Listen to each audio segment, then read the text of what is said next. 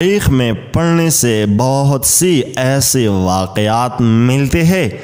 جہاں بڑے بڑے حکمرانوں کی عقل مندی اور دور اندیشی کو دیکھ کر بڑے بڑے تاریخ دان تاریخ لکھاتے وقت اپنے قلموں کو پکڑ کر بیٹھ جاتے تھے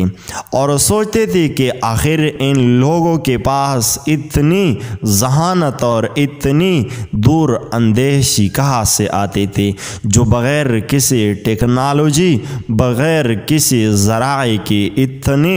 بڑے بڑے مشکل حالات سے کیسے نمٹ لیتے۔ اور جہاں ہم بڑے بڑے حکمرانوں بڑے بڑے بادشاہوں بڑے بڑے وزراء بڑے بڑے حاکموں کے عقل مندی اور دور اندیشی کے واقعات اور قصے پڑھتے ہیں تو وہاں ہم سلطان صلاح الدین ایوبی رحمۃ اللہ علیہ کے واقعات ضرور نظر آتے ہیں،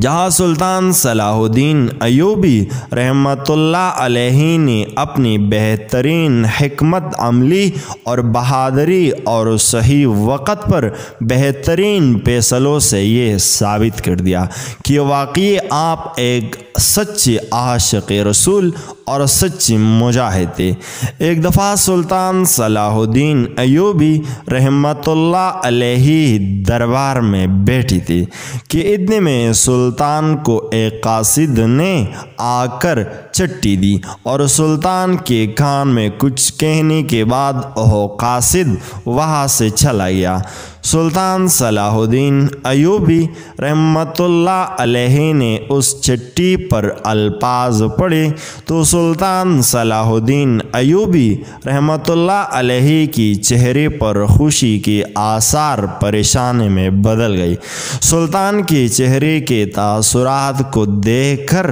علی بن سفیان سمجھ چکا تھا کہ ضرور سلطان کو کوئی بری خبر ملی ہے۔ سلطان صلاح الدین ایوبی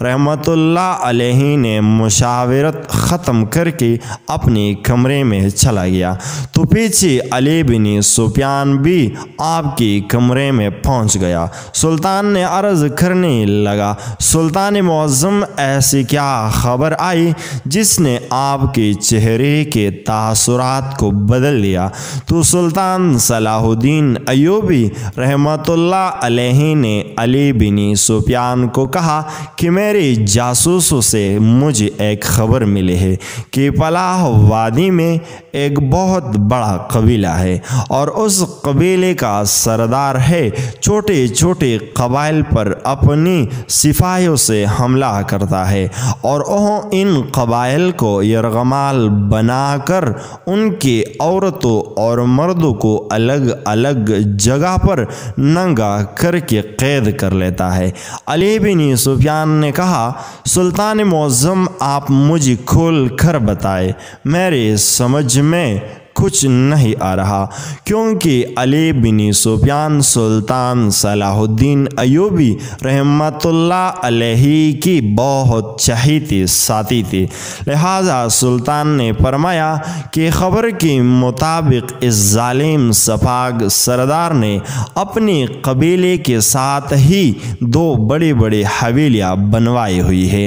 ان حویلیوں میں وہ جن قبائل پر حملہ کرتا ہے ان کے مردوں اور عورتوں کو ننگا کر کے ایک حویلی میں ان ننگے مردوں کو چھوڑ دیتا ہے اور دوسرے حویلی میں ننگی عورتوں کو چھوڑ دیتا ہے اور اسی حویلی کی اوپر کوئی چھت موجود نہیں ہے۔ وہ اتنا ظالم اور سفاک انسان ہے کہ اگر سردی کی شدت سے کوئی مرد یا عورت اپنے ہاتھوں سے اپنی جسم یا اپنی شرمگاہ کو چھپائے تو ان کو اوپر کھڑے سپاہی ان کو پتھر مارتے ہیں۔ ان کو خوراک میں ریت ملا کر خوراک دی جاتی ہے اور پانی پینے کو ایک کڑوا جو کہ گندا پانی ان کو دیا جاتا ہے۔ تو یہ سب سن کر علی بن سفیان نے کہا، سلطان معظم آخر وہ ظالم سفاک سردار ایسا کیوں کرتا ہے؟ तो सुल्तान सलाहुद्दीन अय्यूबी रहमतुल्लाह अलैहि ने कहा, ओ जालिम और सफाक इंसान मुसलमानों से सख्त नफ़रत करता है। तो अली बिन सुफियान ने कहा, हुजूर ओह आखिर एक छोटी सी कबीले का सरदार इतना ताकतवर और मजबूत कैसे बन गया कि उसने कई कबीलों को ऊपर हमला करके उनको नामो निशान मिटा दिया। तो सुल्तान सलाहुद्दीन अय्यूबी रहमतुल्लाह अलैहि ने कहा कि ओह बहुत ही चालाक और शातिर है और ओह उस ऐसी तरह घात लगाता है कि कबीले के सिपाहियों को बांख भी नहीं लगती, और जिस कबीले पर ओह हमला करता है ओह उनके सिपाहियों को अपने मोहताद करके अपना सिपाही बना लेता है, क्योंकि सिपाही शर्मिंदगी की मौत मरने से बेहतर उसके सिपाही बनना पसंद करती है, जिसकी वजह से इसके पास सिपाहियों का बहुत बड़ा लश्कर तैयार हो चुका है और उसी हवेली में उसने हज़ारों की तादाद में मर्दों और औरतों को नंगा करके रखा हुआ है। जब ये बात सुल्तान सलाहुद्दीन अय्यूबी रहमतुल्लाह अलैहि ने सुनी तो आप बड़ा परेशान हो गया और अली बिन सुफियान को कहा कि मैं कसम खाता हूँ कि जब तक मैं इन मासूम और मजलूम औरतों और मर्दों को इस जालिम सरदार से आज़ाद नहीं करवा लेता उसी वक्त तक मैं चीन से नहीं बैठूंगा। अली बिन सुफियान ने सुल्तान सलाहुद्दीन से कहा, हुजूर हम इसकी इतनी बड़ी लश्कर से कैसे जंग लड़ेंगे? तो सुल्तान ने कहा कि मैं इस जालिम सरदार को इसकी ही चाल में फंसा कर कुत्ते की मौत मारूंगा और किसी मजलूम को एक खराश भी नहीं आएगी। सुबह हुई तो सुल्तान सलाहुद्दीन अय्यूबी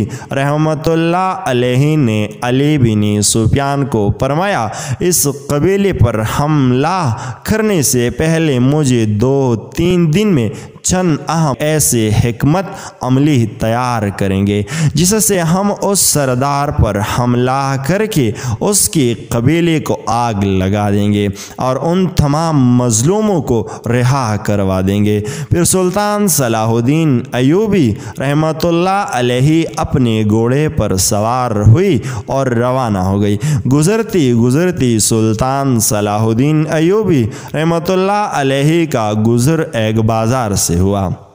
बाजार से गुजरती हुई अचानक सुल्तान की नज़र एक हलवाई की दुकान पर पड़ी, जहां हलवाई वाला कुछ चीज़ उठाने के लिए वापस उसने मुंह पलटा तो आगे से खड़ा बच्चा उसने हलवाई की रखी हुई हलवा में से थोड़ा हलवा चुरा लिया। ये सब सुल्तान ने देखा तो सुल्तान को बहुत गुस्सा आया कि इतनी छोटी उम्र में ये बच्चा बुरी आदत पर लग गया है, लेकिन सुल्तान किसी अहम काम के लिए तेजी से जा रहा था, लिहाजा सुल्तान ने वहां रुकना मुनासिब नहीं समझा। सुल्तान सलाहुद्दीन अय्यूबी रहमतुल्लाह अपनी मंजिल की तरफ रवाना हो गया। दूसरी दिन भी इत्तेफाकन सुल्तान का गुजर किसी अहम मुहिम के सिलसिले में वहां से हुआ तो फिर वही वक़्ता सुल्तान उसी हलवाई के पास से गुजरा तो सुल्तान की नज़र फिर उसी बच्चे पर पड़ी। अब सुल्तान सलाहुद्दीन अय्यूबी रहमतुल्लाह अलैहि दूर से खड़ी देख रही थी कि अब क्या बच्चा आज भी ओह चोरी करता है या इत्तेफाक था। फिर बच्चे ने दुकानदार से कुछ ऐसी चीज़ मांगी जिसको लेने के लिए दुकानदार पीछे की तरफ गया तो फिर उसी बच्चे ने हलवा चुराया और किसी को पता भी नहीं लगने दिया और वहाँ وہاں سے چلا گیا۔ سلطان صلاح الدین ایوبی رحمتullah علیہ اس حلوائی والے کے پاس گیا اور فرمایا، اے نوجوان، تم شکل سے اچھی کاروباری لگتے ہو، لیکن ایک بات مجھے سمجھ میں نہیں آئی۔ تو وہ نوجوان کہنے لگا، جی بھائی، آپ کس بارے میں بات کر رہے ہیں؟ تو سلطان صلاح الدین ایوبی رحمتullah علیہ نے کہا، اتفاقاً میں کل بھی تمہاری دکان کے پاس سے گزرا اور آج بھی تیری دکان کے پاس سے گزرا، تو میں نے دیکھا کہ کل بھی بچے نے آپ سے کچھ ایسی چیز مانگی جس کو آپ لینے کے لیے دکان کی پچھلے حصے میں گئی، تو اسی بچے نے آپ کی حلوہ کے رکھی ہوئی سے حلوہ چرا لیا، اور آج بھی جب میرا اتفاقاً یہاں سے گزرا تو میں نے دیکھا کہ پھر بچے نے آپ سے کچھ ایسی چیز مانگی جس کو لانے کے لیے تم جیسے ہی پیچھے کی طرف گئی، اس بچے نے وہاں سے حلوہ چرا لیا، لیکن تمہیں پھر بھی پتہ نہیں لگنے دیا۔ جب یہ بات اس حلوائی والے نے سنی تو مسکرانے لگا اور کہا، بھائی صاحب، زندگی کی کئی سال اس کاروبار کیا تمہیں لگتا ہے کہ میری چوری ہو رہی ہوئی ہے اور مجھے پتہ نہیں؟ تو سلطان نے حیرت زدہ نظروں سے دیکھا اور کہا کہ اگر تمہیں پتہ ہے کہ وہ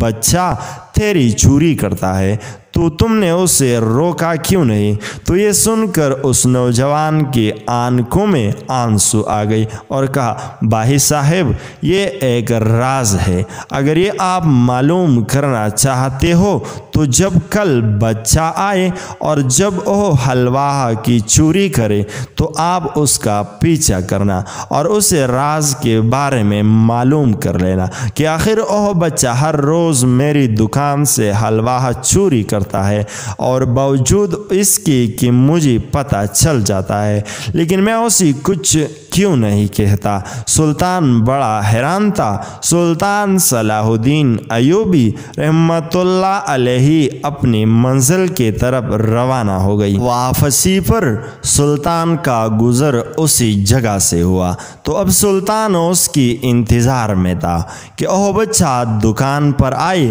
اور اسی حلوائی والے کو چوری کرے، اور جب وہ پیچھے کی طرف جائے گا تو میں اس کا پیچھا کروں گا۔ سلطان صلاح الدین ایوبی رحمتullah علیہ انتظار میں تھی کہ ابھی وہ بچہ آیا۔ اس نے مٹھائی والے سے کچھ اور چیز لی، اور جب وہ مٹھائی والا پیچھے کی طرف گیا تو اس نے پھر سے حلوہ چوری کیا اور دکاندار کو پتہ بھی نہیں چلنے دیا، اور وہ چیزیں لے کر واپس کی طرف پلٹ گیا۔ سلطان صلاح الدین ایوبی رحمتullah علیہ اس کا پیچھا کرتا جا رہا تھا اور وہ بچہ پیدل چلتا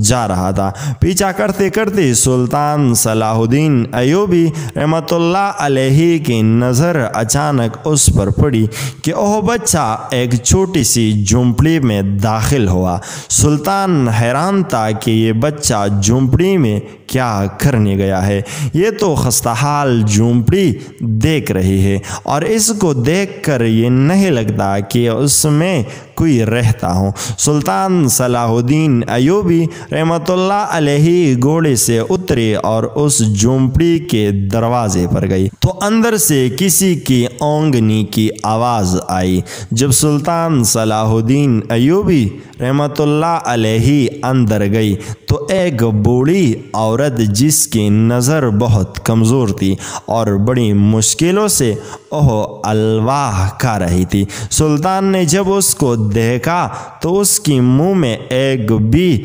دانت نہیں تھا، اور جب سلطان نے پیچھے خیال دوڑایا تو پھر سلطان کے سمجھ میں آ گیا کہ اتنا چھوٹا سا بچہ ہو کر جب چوری کرتا ہے تو نہیں اپنی ماں کے لیے، نہیں اپنے باپ کے لیے، نہیں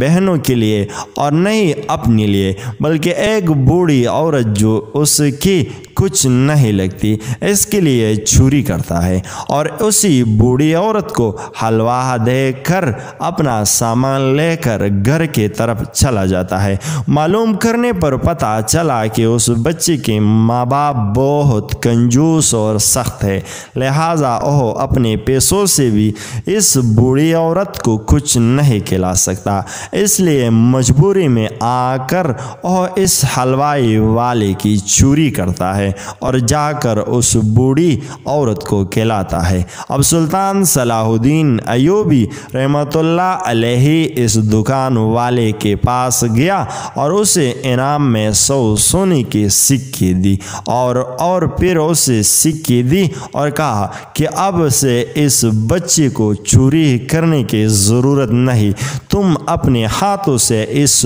بوڑھی عورت کے لیے کھانے کا بندوبست کر کے اسی بچے کو دو گے اور وہ بچہ اس کو جا کر کھلائے گا، تاکہ اس کے دل میں اب سے یہ نہ ہو کہ وہ غلط کام کر کے نیکی کر رہا ہے۔ اور اس کے بعد سلطان صلاح الدین ایوبی رحمۃ اللہ علیہ 3 دن کے سفر کے بعد اپنے محل کے طرف لوٹا۔ سلطان کی پیچھے جنگ کی تیاریاں مکمل ہو چکی تھی۔ سلطان صلاح الدین ایوبی رحمۃ اللہ علیہ نے اپنے وزیروں اور علی بن سفیان کو اپنے کمرے میں بلایا اور ایک ایسے حکمت عملی تیار کی جس کے تحت اس قبیلے کے سردار کے بچ کر نکلنا مشکل ہی نہیں بلکہ ناممکن تھا۔ وہ حکمت عملی یہ تھی کہ سلطان صلاح الدین ایوبی رحمۃ اللہ علیہ نے ایک جھوٹا قاصد بنا کر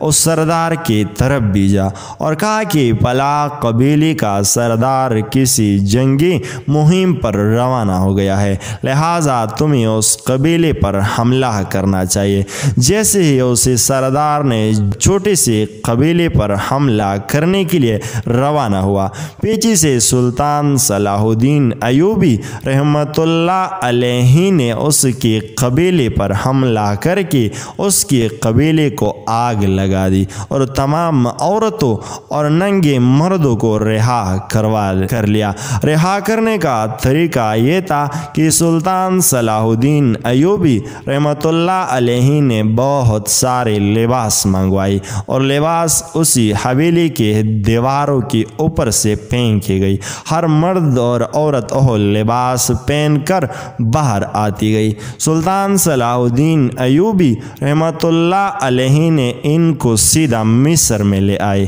اور ان کو رہنے کے لیے بہت سارے خیمے نصب کی گئی اور ان کو رہنے کا بندوبست کیا گیا اور ان سارے قبائل کے سپاہیوں، مرد و عورتوں کا ایک سردار مقرر کیا گیا۔